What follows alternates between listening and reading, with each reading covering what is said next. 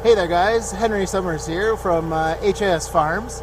As you can see, I've taken out my white starter. It's from a 1976 white 1270. And in doing so, I broke the fuel lines. I'm just going to replace the fuel lines, put back in the rebuilt starter, and make a few gaskets for my power steering since I'm in here and I have everything ripped apart. So you can hear the generator in the background. I'm just going to leave the camera on and running, and then we'll see what we work out for time and how many times we've got to cut and slice it and speed it and all that stuff. So just bear with me.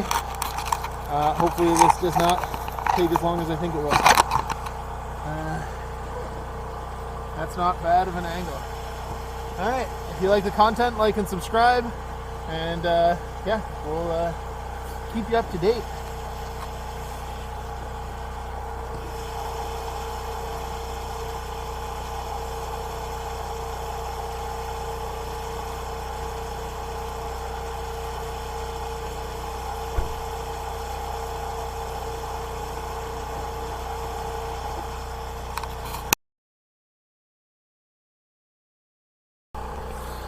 Okay, to do the gasket first, I got to clean the surfaces, so I'm going to use this handy dandy Mastercraft scraper that I just got. I think it was like $5 from Canadian Tire. So when you see, the first thing is the blade's upside down, so you have to undo this, hopefully pull out the blade. Maybe I got to do it more. Yeah, pull out the blade, flip it around. That's just for safety reasons. And then just make sure that it's level and squeeze it back together and tighten it back up. That's just so it doesn't fall out. And then this particular one comes with a fancy cap that I can put on over top once I'm done.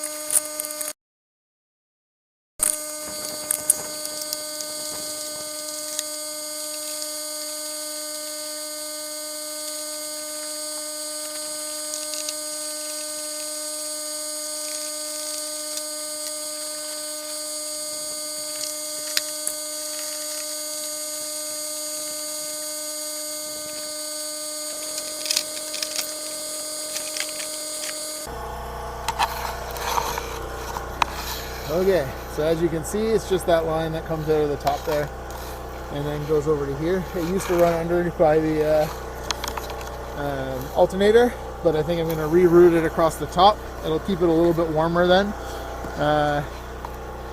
Yeah, we'll give that a try.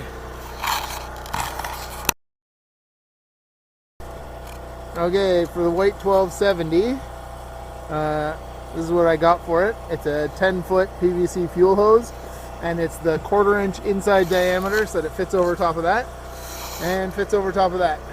So then I'll just measure it to length and then cut it, and then I'll put the new hose clamps back on it.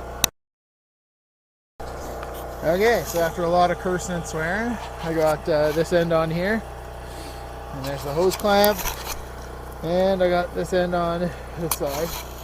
There's the hose clamp. Perfect. I'll just tighten those down, and then we'll get to the moment you've been waiting for. Okay, the fuel line's now strapped down at the top and at the bottom, so we're going to be moving right along down to the starter. As you can see, starter's missing, and we'll carry on.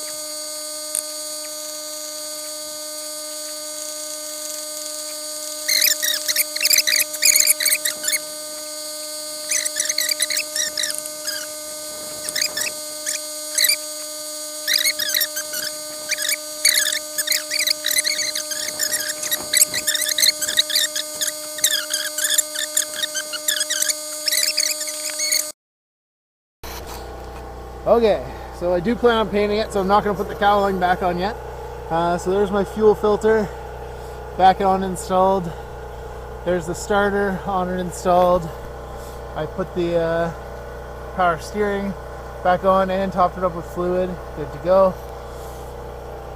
Put the 2 bolts back in that. Put my shutoff back on. I still need to zip tie this up, but it's fine for right now. Connected the battery. So I guess the next thing to do is to try and start her. Okay, so now that we've double checked everything, let's just see if it'll turn over, just because it was the starter.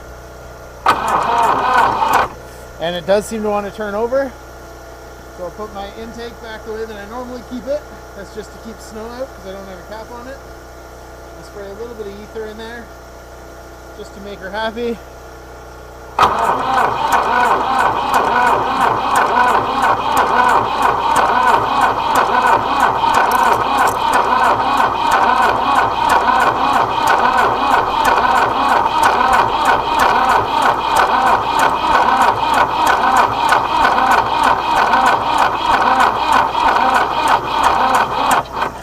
Okay, so we'll wait a second, just because it has no fuel in it right now. We're just trying to prime everything with fuel. So I guess it would probably help if I turn the fuel back on, I guess.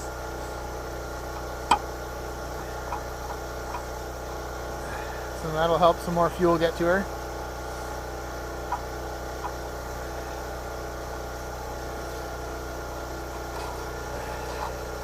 I've had the block heater plugged in the whole time, so you can probably see that some of the snow is melted.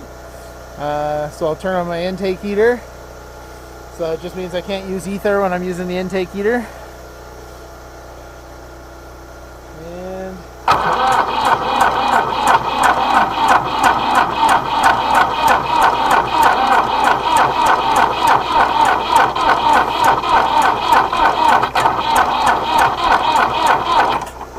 okay, we'll let the starter cool down because I just got it, so I don't want to obviously burn it out.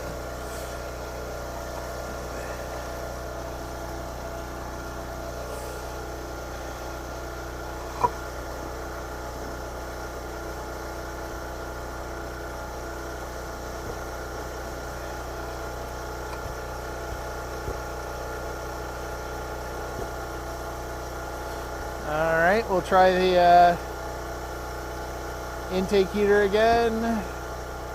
8, 9, 10, 11, 12, 13, 14, 15, and then from my angle I can see it smoking a bit, so that means I know it's good to go. And then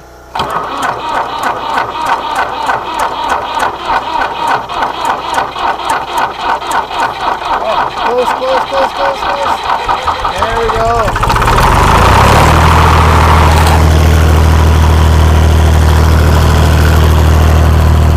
And it started. So that's what the block